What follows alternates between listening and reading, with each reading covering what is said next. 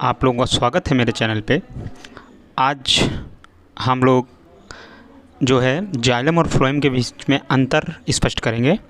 हम लोगों ने जंतु ऊतक पूरा पार्ट पढ़ रखा है, तो अब इसके बाद उससे संबंधित कुछ जो महत्वपूर्ण अंतर हैं जो एग्ज़ाम में अक्सर पूछे जाते हैं, हम लोग उनकी चर्चा करेंगे। जैसे पहले देखिए, दारू और पोषवाह में डिफरेंस क्या है। पहला पॉइंट है आपका दारू को मतलब जाइलम होता है, ध्यान रखिएगा, ठीक है। तो दारू एक जटिल ऊतक है जो वाहिकाओं, दारू मृदूतक और दारू रेशों से मिलकर बना होता है। ये हम लोगों ने प्रकार पढ़े थे, तो वही सारे इसके पार्ट हो गए आपके, ठीक है। ठीक उसी के विपरीत अगर हम पढ़ें तो पोषवाह में क्या चीज़ होती है, तो यहाँ पर चालनी नलिकाएँ, सहकोशिकाओं और पोषवाह मृदूतक और पोषवाह रेशे से मिलकर बना होता है, ठीक है। दूसरा पॉइंट क्या कहता है हमारा, वाहिकाओं का निर्माण परस्पर उपस्थित कोशिकाओं की भित्ति के पूर्ण अथवा आंशिक विघटन से होता है। जो वाहिकाओं का निर्माण होता है जाइलम में, वो किसकी वजह से होता है, पूर्ण अथवा आंशिक विघटन की वजह से होता है वाहिकाओं का निर्माण। जबकि पोषवाह यानी फ्लोएम में क्या होता है, दारू में जो चालनी नलिकाएं होती हैं वो आपस में चालनी पट्टिकाओं द्वारा जुड़ी रहती हैं। किसके द्वारा, यहाँ चालनी पट्टिकाओं द्वारा जुड़ी होती हैं नलिकाएं, और जबकि इसमें आपकी वाहिकाएं जो होती हैं वो कोशिका के पूर्ण या आंशिक रूप से विघटन से प्राप्त होती हैं, बनती हैं। फिर तीसरा पॉइंट है, दारू मृदूतक कोशिकाएं जो होती हैं वो जीवित होती हैं। यानी कि जो जाइलम मृदूतक होते हैं पैरेन्काइमा, वो क्या होते हैं, आपके जीवित होते हैं। जबकि चालनी नलिकाएं जो पोषवाह यानी फ्लोएम में बनते हैं, वो सह कोशिकाएं और नलिकाएं जीवित होती हैं। क्या होती हैं, जीवित होती हैं। और चौथा और लास्ट पॉइंट है आपका, जो जाइलम है यानी दारू है का मुख्य कार्य जड़ों द्वारा अवशोषित जल और खनिज लवणों के पौधों में अन्य भागों पर पहुँचाना होता है। ये हम लोगों ने कार्य में डिस्कस भी किया था। फिर इसके बाद है अगला आपका चौथा पॉइंट, अगर पोषवाह फ्लोएम में बात करेंगे तो इसका मुख्य कार्य पत्तियों द्वारा निर्मित भोज्य पदार्थ को जो है पौधे के विभिन्न अंगों में पहुंचाना है। ये मुख्य कार्य है, ठीक है।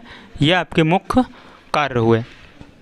अंतर भी हैं, ये कार्य हम लोगों ने डिस्कस किए थे जब हमने पूरा जाइलम और फ्लोएम अच्छे से पढ़ा था, ठीक है। इसके बाद नेक्स्ट अब हम लोग करते हैं जाइलम फ्लोएम के बाद अब हम लोग करेंगे दूसरा विभाज्योतक और स्थायी ऊतक। तो विभाज्योतक और स्थायी ऊतक की अगर हम लोग बात करें तो देखिए, विभाज्योतक और स्थायी ऊतक में पहला पॉइंट क्या कहता है, इसकी कोशिकाएं भित्ति पतली होती हैं। जबकि स्थायी ऊतक क्या होता है, इसकी कोशिका भित्ति पतली अथवा दृढ़ दोनों हो सकती है, ठीक है। इसकी सिर्फ पतली और मृदु होती है विभाज्योतक में, और जबकि स्थायी ऊतक की दृढ़ भी होती है। दूसरा पॉइंट कहता है इसमें कोशिकाएँ समव्यासी होती हैं। इसमें कैसी होती हैं, समव्यासी होती हैं। तीसरा पॉइंट क्या है, दूसरा पॉइंट, इनमें कोशिका समव्यासी होती हैं, यानी व्यास पूरा एक जैसा होता है, कहीं मोटी पतली नहीं होती। जबकि इनमें विभिन्न प्रकार का आकार और अमाप हो सकती हैं कोशिकाएं जो स्थायी ऊतक होते हैं, कहीं मोटी, कहीं पतली, कहीं सक्रिय, इस तरीके की हो सकती हैं। तीसरा पॉइंट कहता है कि इनमें अंतराकोशिकीय स्थान सामान्यतः नहीं पाया जाता। किसमें, विभाज्योतक में। विभाज्योतक हम लोगों ने कही थी कि डेंस होती हैं, खूब घनी घनी होती हैं, इनके बीच में स्थान नहीं होता, तो वही पॉइंट लिखा हुआ है, इनमें अंतराकोशिकीय स्थान सामान्यतः नहीं पाए जाते। जबकि आपका जो स्थायी ऊतक होते हैं इनमें जो है स्थान क्या होता है, इनमें अंतराकोशीय स्थान उपस्थित भी हो सकते हैं और नहीं भी, दोनों कंडीशन हो सकती हैं।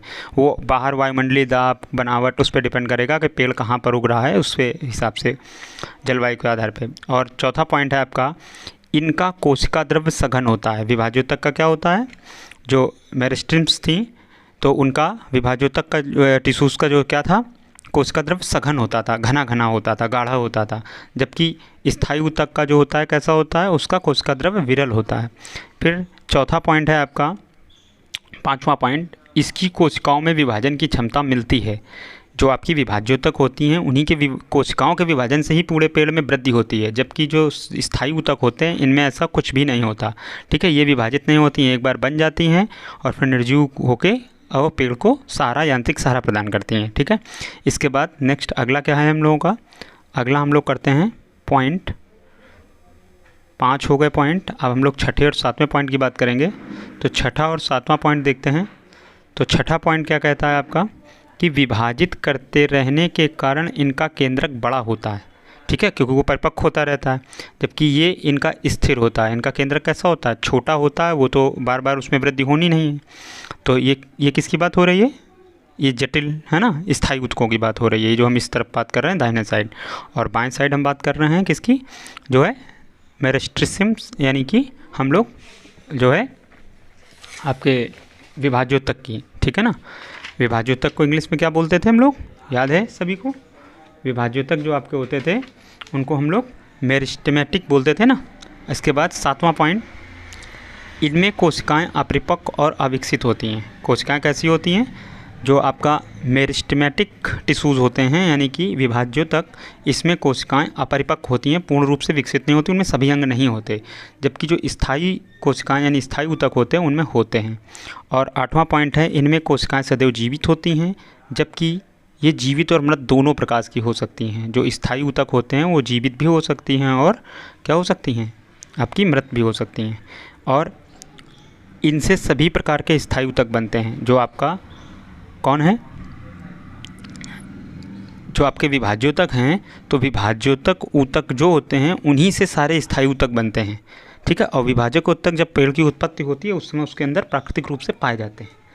और फिर जो आपके सारे ये वाले हैं, कौन से, इसमें स्थायी ऊतक में, तो ये ऊतक पौधों के विभिन्न सामान्य तथा विशिष्ट कार्य करते हैं, ठीक है। और ये विभाज्योतक कोशिकाओं से ही निर्मित होते हैं। इसमें नहीं लिखा हुआ है ये इनका निर्माण किससे होता है, विभाजक कोशिकाओं से ही होता है। और ये सभी क्या करते हैं, पेड़ के विभिन्न विशिष्ट कार्यों के लिए उत्तरदायी होते हैं। तो ये आपके महत्वपूर्ण अंतर थे जो आपको याद रखने हैं। इसके अतिरिक्त अभी हम लोग और अंतर कर लेते हैं वाहिकाओं और वाहिनिकाओं में, ठीक है। वाहिनिकाएँ और वाहिकाएँ आपको याद होंगी, हम लोगों ने 2 तरीके की पढ़ी थी, एक थे ट्रेकाइड्स और एक थे वाहिकाएँ यानी वेसल्स, ठीक है। तो अगर हम इनकी चर्चा करें तो ये क्या थे, ये होते थे ट्रेकैट्स, ठीक है ना, जो है स्पेलिंग क्या थी, TRACHEID, ठीक है, EIDS, ट्रेकैट्स। और वाहिकाएँ जो थी वो वेसल्स थे, क्या थे, वेसल्स थे, अगर आपको याद होगा, वेसल्स, ठीक है। तो इसमें अंतर अगर हम लोग पहला अंतर करें तो क्या था अंतर, ये दीर्घीकृत कोशिका हैं जिसके दोनों सिरे बंद और सुंडाकार यानी टेपर होते हैं। कैसे होते हैं, टेपर, नोकदार बने होते हैं, ठीक है, वाहिनिकाओं में। जबकि वाहिकाओं में क्या होता है, यह छोटी अथवा लंबी नलिकाएं की रचना है। इनकी लंबाई वाहिनिकाओं की अपेक्षाकृत कम और चौड़े अधिक होते हैं। मतलब ये पतले पतले ऐसे ऐसे लंबे लंबे बने होंगे और ये थोड़े इससे छोटे से ऐसे लंबे लंबे बने होंगे, ठीक है। इसके बाद फिर सेकेंड पॉइंट क्या है, यह एक कोशिका है तथा इसकी अंतःभित्ति पूर्ण होती है। जो अंतर्भित्ति होती है, ठीक है, मेम्ब्रेन, वो पूरी कंप्लीट होती है।